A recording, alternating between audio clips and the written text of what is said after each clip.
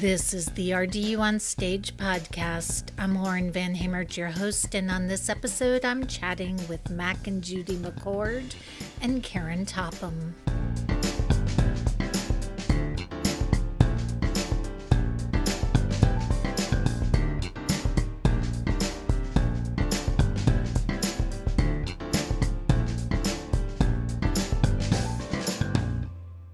Hi, everyone. As we approach the end of Pride Month this year and the anniversary of the Stonewall riots, I wanted to create a space for an open conversation about transgenderism.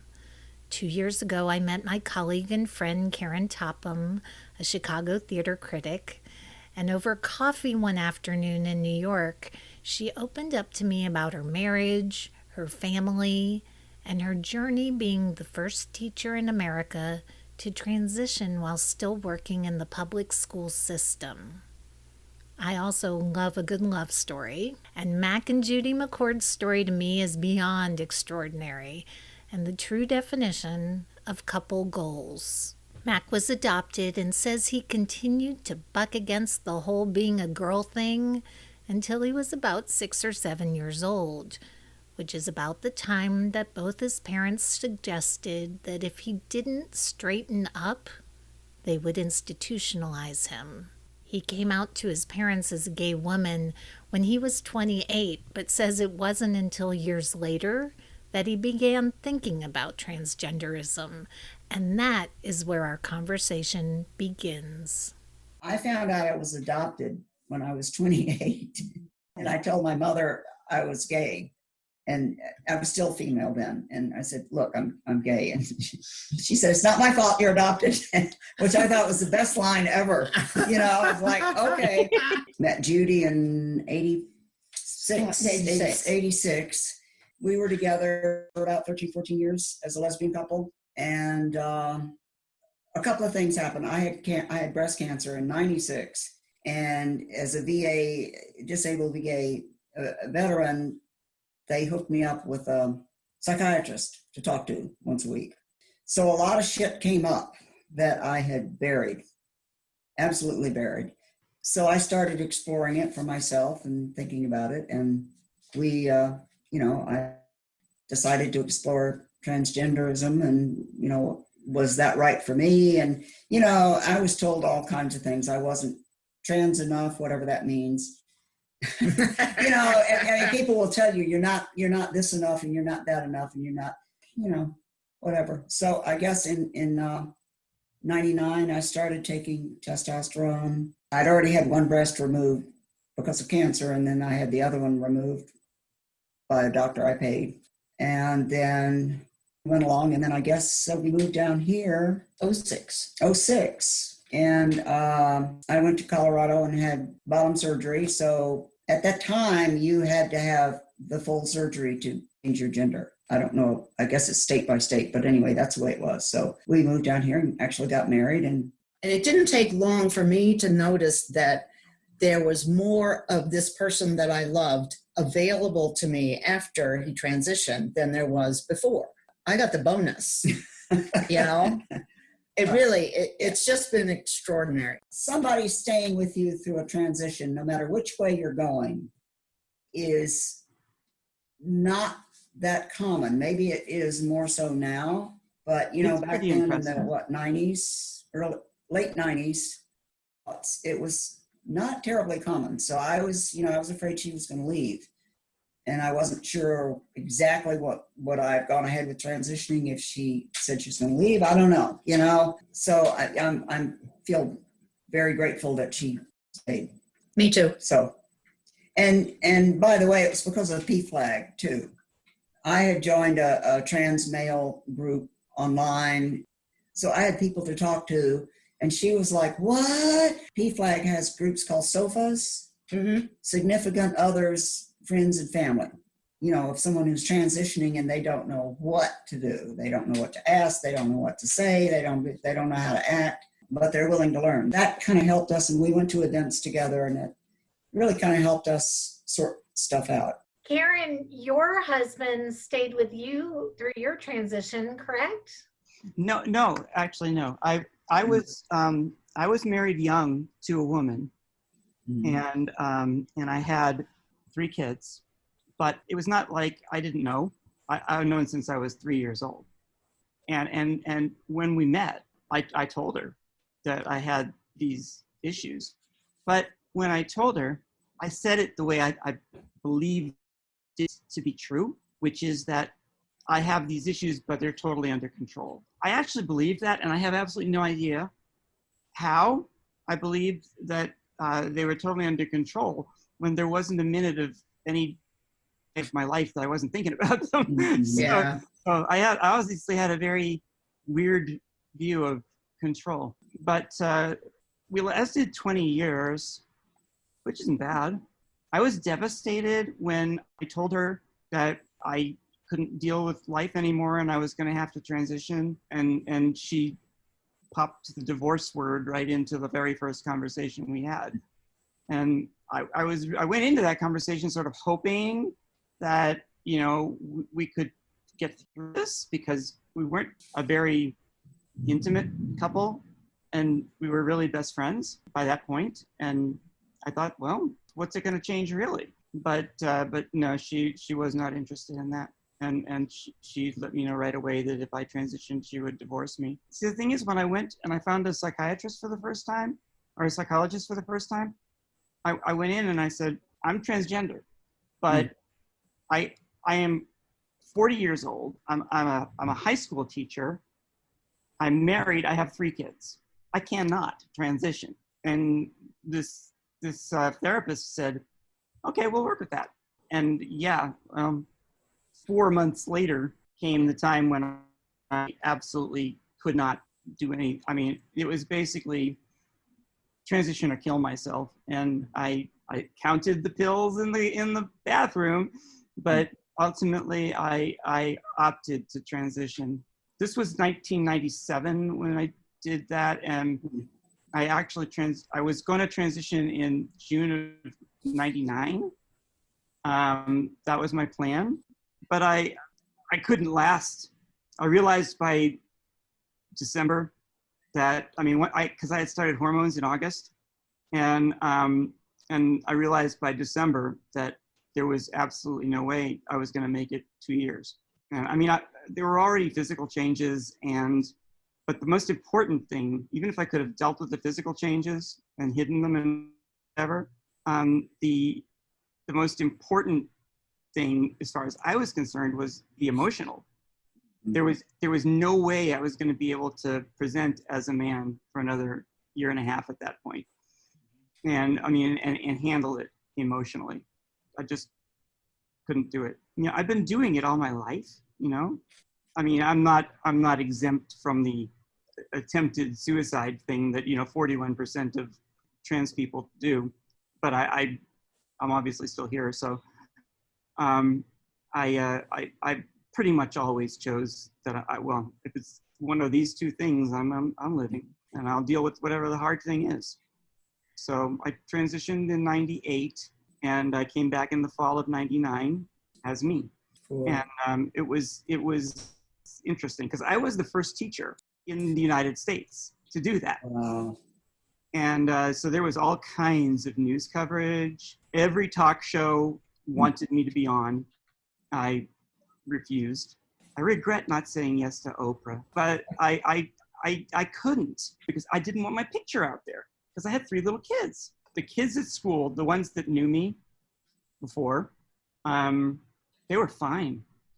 Nobody had any problem with those kids. And some of the old male teachers had some problems, but they were on their way to retirement anyway, so I really wasn't worried. The principal really supported me. I was stunned. I had cultivated a good relationship with her over the years. I was really one of the only teachers who had a good relationship with her because they did not like her. But I did. I thought she was fine, a little cold, but fine. And so she really supported me. I was surprised and pleased with her support. And the district supported me officially. I always have felt basically that they probably supported me because their lawyers told them they had to. 15 years, I had tenure. So they would have had to come up with something in order to get rid of me and or fight me. And this is a community that the one thing they like less than anything else is scandal. So if they let me transition, it'd be like a 2-day story. If they fought me, it'd go on for years. So I'm sure that figured into their thinking somewhere, but they were good. I was pleased. The community basically supported me. I got luckier than it was even possible to be. I thought I have a really great relationship with all my kids. Everyone, though my ex had the custodial relationship with them because they were living in her house because it was a much bigger place than mine. But I had them a lot. I mean, they were over my house every weekend and during the middle of the week too. And by the time they were in high school, every single one of them opted to come to live with me. So we have a really good relationship. And I knew I wasn't going to lose my kids. I was sad about my ex and some friends that just vanished from the face of the earth, including my very best friends, who they just stopped seeing me. And that was sad and unfortunate. But my job, my career was still there. I ended up being in that school for a total of 33 years. And when I retired, they put a big story in the newspaper, and everything, because I was interesting. I was lucky that I was able to transition while I was handling dogs. I was in the dog business. I mean, but dog people don't care. If you're good with dogs, they don't, But what did surprise me, and like you said, Karen, you didn't do any public interviews. We did an interview kind of right after I came out. We were in Virginia, and the Harrisburg, a lesbian reporter from the Harrisburg paper, whatever it was called, wanted to do an interview, and she came out and she talked, and she was nice, but she didn't get it. And she kept saying, well, you were kind of a butch lesbian, and why would you transition? It was kind of a undercurrent of, well, I like you, but not really. You shouldn't have done this for some reason. And we had lesbian friends at the time who just said, oh, you went over to the enemy. We're not, that's it. And just dropped us like hot rocks. Really, the thing that surprised me was my lesbian friends, a lot of them said, you better watch out. When he's a man, he's going to start beating you. Yeah.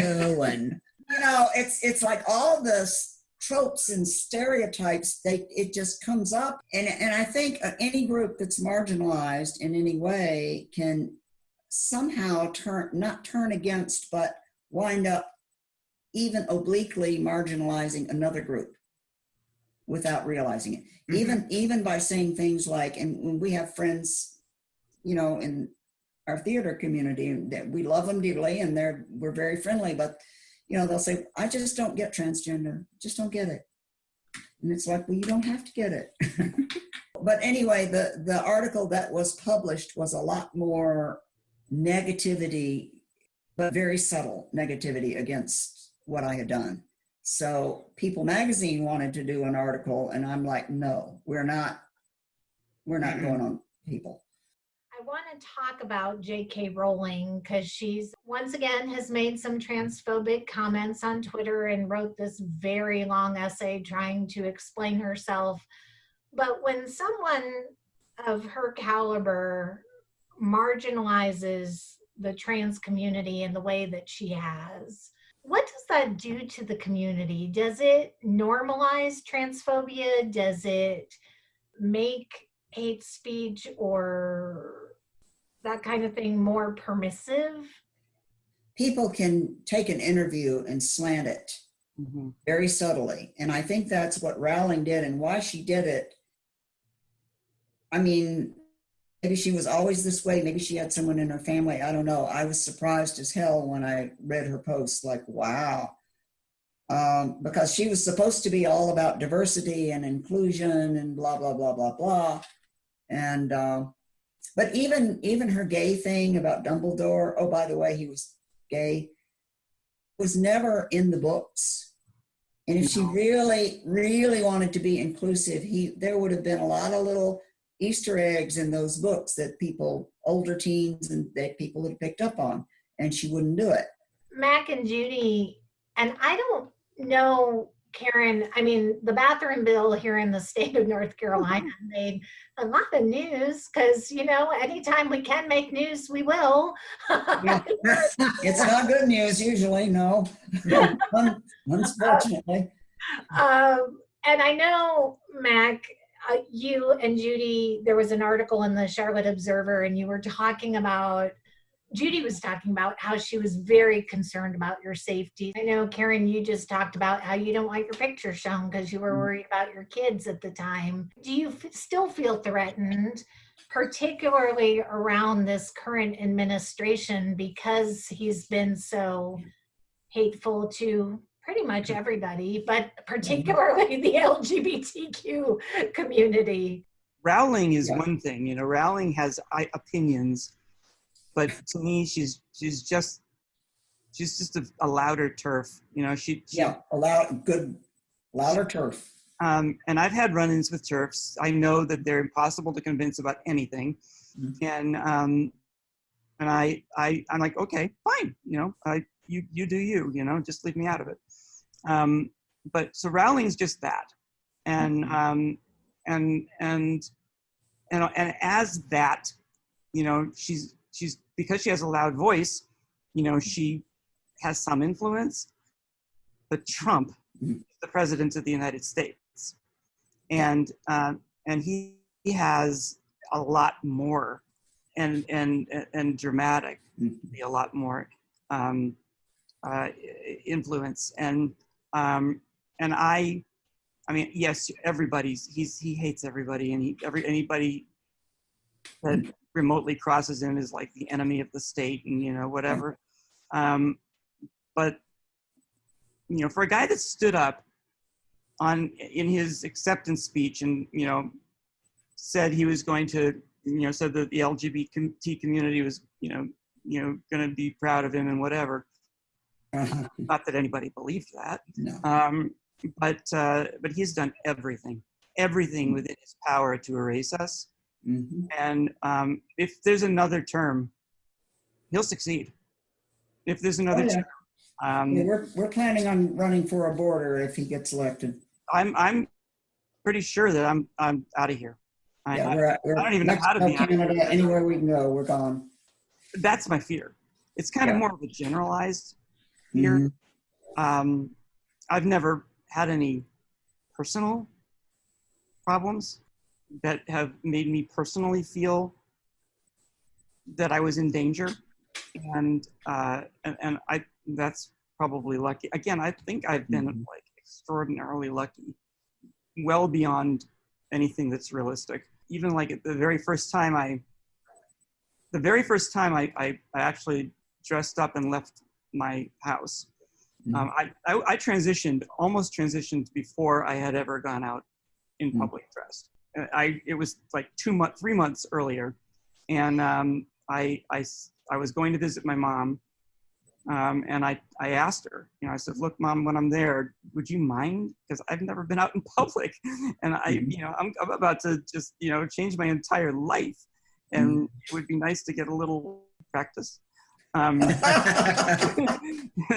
she said, sure, fine. And she and my sister and I went to a mall in New Hampshire together because everybody told me malls are like dangerous, that malls are scary because they're full of teenagers and teenagers are scary. And I'm like, okay. But I went to the mall and the kids were all there and there was absolutely no problem. And at one point my sister looked at me and said, did you notice that nobody's looking at you? Yeah. I said, that's wonderful, isn't it? But so I've never really, I mean, from the very start, I've never had anything, and I'm pleased. I'm like, cross my fingers. I don't want to, but I'm hoping that that's the way it all just continues. The only thing that has happened to me in terms of fearing for my safety is a couple of times at dog shows on the road or something, some yahoos will drive by or yell faggot or something because I'm small and I look like kind of a wispy little guy. And then I'll bring the bloodhound out of the van and they go away. The bathroom bill was kind of a wake-up call because but I think trans men, it's not that we get a pass, but I think we fly under the radar a little easier than, we don't get the amount of hate that trans women do. I think it's because, honestly, and this is just what I really do believe. I think it's because the kind of people, the kind of guys that would be so like transphobic Mm-hmm. are the kind of guys that can't imagine anyone Yes. who would rather be a woman than a man. This is like an affront to their masculinity, that somebody would actually want not to be a man. Yeah. And they don't get it. None of them gets the whole gender identity thing, and the sense of self. Whenever anybody's asked me, how do you know? And everybody asks, how do you know? My response to them is always, how do you know? How do you know that you're male? Or how do you know that you're male? And they're like, well, I just am. And I'm like, duh. How do you know you're straight or gay? Or, well, duh. Yeah. Yeah. One thing that's been interesting when you're in a couple and you've transitioned is that our couple identity changed. Very much. It's like Judy was like, we're not lesbians anymore. But so we were actually safer because people with just glancing would assume, a guy and a girl, which is kind of funny to us. So I have a joke that I'm an ex-lesbian, I'm ex-gay. Yeah. Yeah, we're not. We totally still identify with lesbians. It's like, yeah. I say I'm ex-gay, but I'm queer as hell. My biggest problem with transphobia was with my son. Oh, yeah. When Mac transitioned, before Mac transitioned, my son had no problem having his mother attached to another woman. But when Mac transitioned, he didn't get it. He was afraid to have Mac be around his sons. Yeah. He didn't know how to explain it to them. So Mac was not allowed to come see his family with me for 4 years. Mm-hmm. And for those 4 years, I had to choose. Do I have a holiday with my husband, or do I have a holiday with my grandchildren? What's my choice? And that sucked big time. I know what you mean. I have a sister who has 7 kids, and most of them already had been born when I transitioned. Mm-hmm. And they thought of me as like their favorite uncle. I was the one that like they lit up when I came to see them and stuff like that. And I played with them and whatever a lot. But when I transitioned, my sister was all freaked out, and she thought, I don't know, I guess she thought it was contagious or something. 7 years. She wouldn't Wow. cut me off from my nieces and nephews for 7 years. And by then they had forgotten who I was. Yeah. They didn't know who I was. Yeah. When I finally got to see them again, it's like, okay, I don't have any relationship with these kids. And my father didn't accept me when I told my dad. We got into a huge shouting match in the parking lot in the rain. Oh, I remember he told me that I brought children into this world, and I had an obligation to them to see them at least through school. My dad and my mom got divorced when I was 28. He said, I discovered when that I did not love your mother, and I loved other women. I mean, it took me 10 years to get divorced because I had brought children into the world, and by God, I was going to see them through high school. And I wanted to say, Dad, we knew you were having affairs all that time. You could do that when you're having, when you've got that situation. You can't. What am I supposed to do? Be a woman part-time? My mother was wonderful. My mother was the Rock of Gibraltar. She was amazing. I think I wouldn't have made it without her, but she was always right there, and she was also able to see the flaws in her ex-husband and a couple of her children, but she was always on my side from the start. She died in 2015, and that was that was a devastating blow. You know, I'm glad I had her. Mhm. And two of my sisters have been on my side from the start. And my brothers have sort of been, you know, I have two brothers and they have sort of been on my side from the start. They've sort of have supported me from the start and sort of not, you know, it's that male thing again. I don't know. Mm.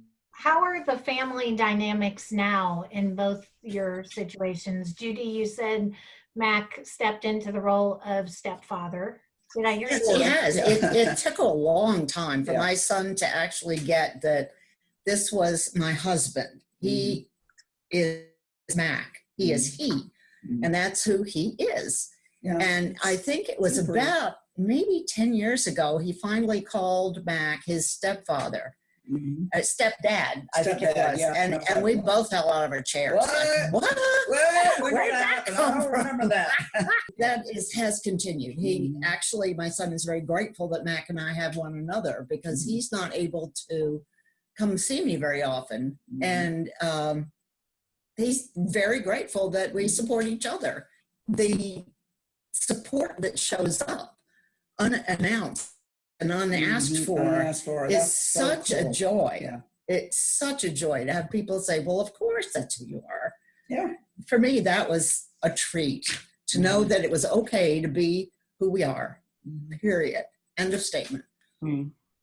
That's really cool, isn't it, It's the Karen? best thing. It's the best thing. It and, is. And it's why I couldn't last like the year and a half I needed to last before I was planning on transitioning. It's because it felt too good to be me. Yeah. Like, Yes.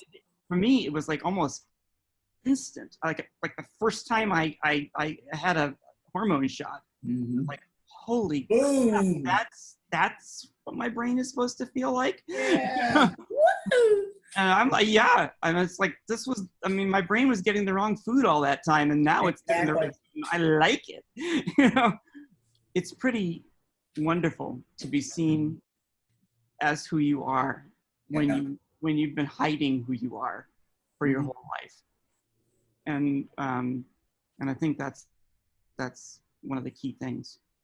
I think that's why I got into puppets, first of all.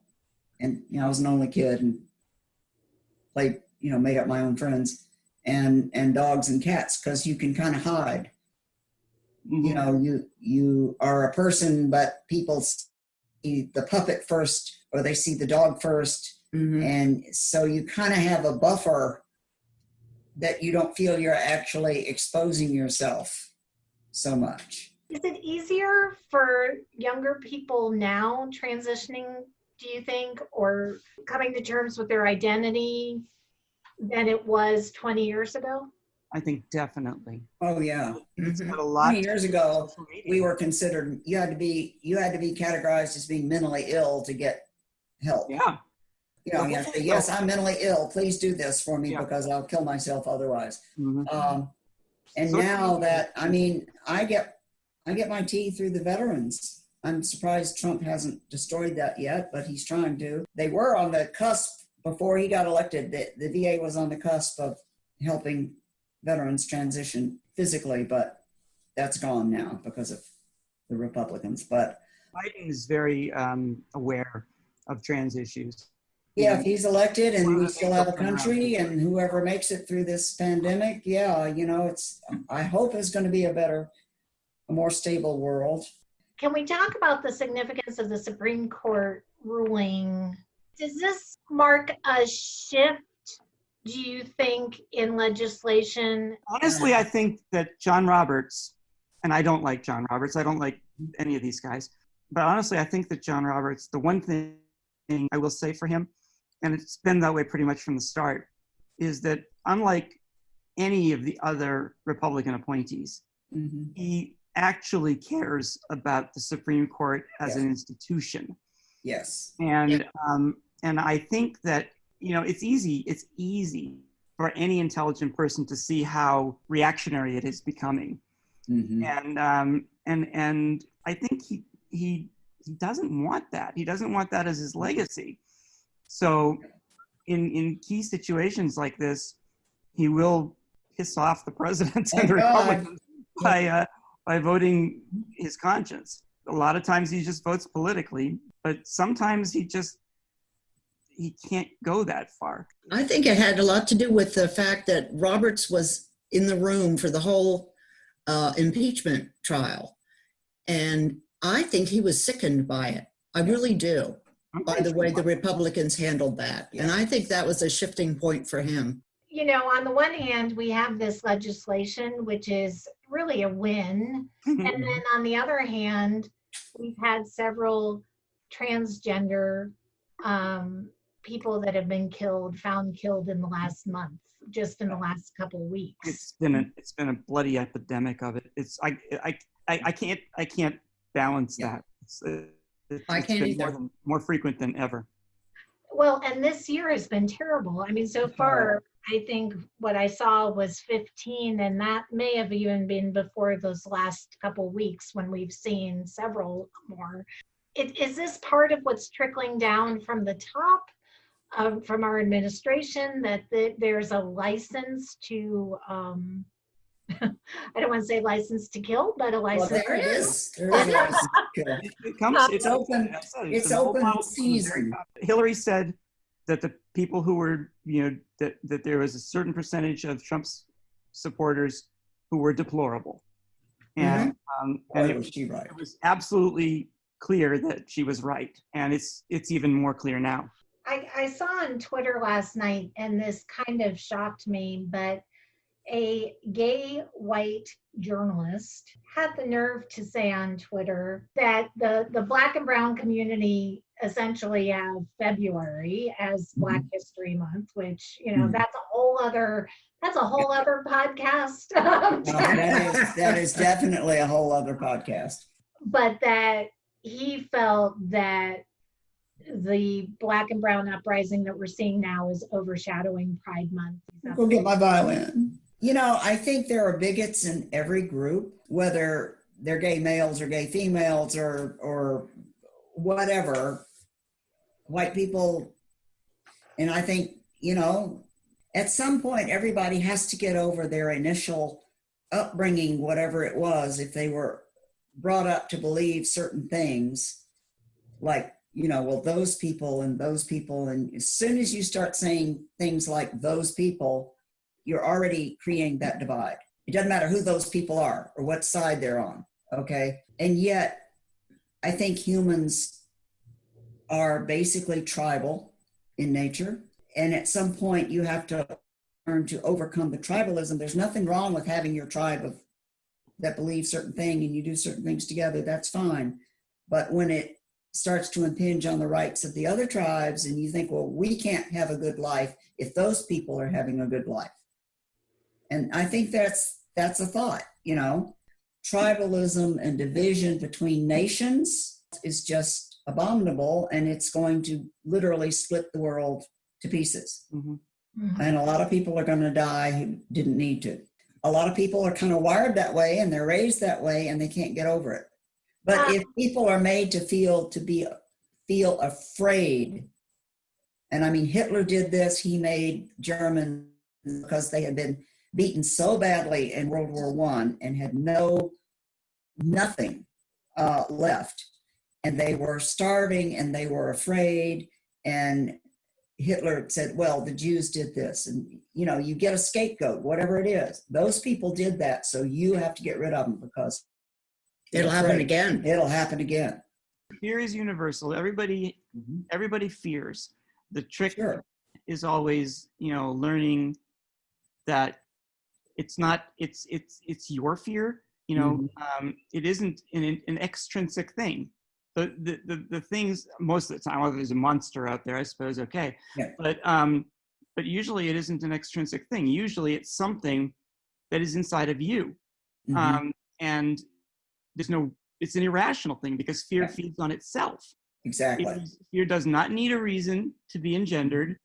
And once it is engendered, it becomes bigger and greater and more powerful with no provocation whatsoever. Right. The trick to dealing with fear is always going to be to find the root causes of it and eliminate them.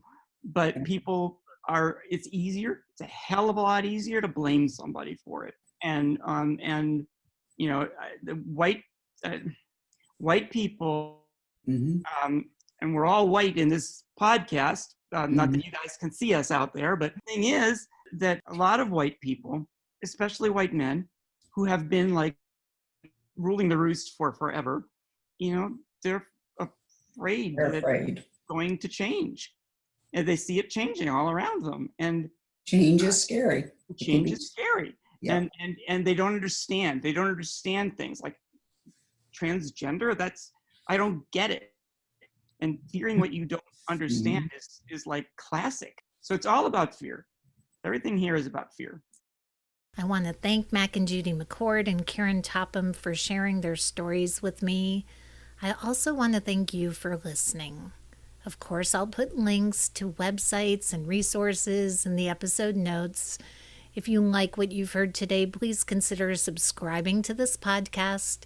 Follow us on social media at RDUOnStage and visit us online at www.rdUonstage.com. Until next time, I am seriously counting down the days until I can see you at the theater and wish you a safe and healthy holiday week.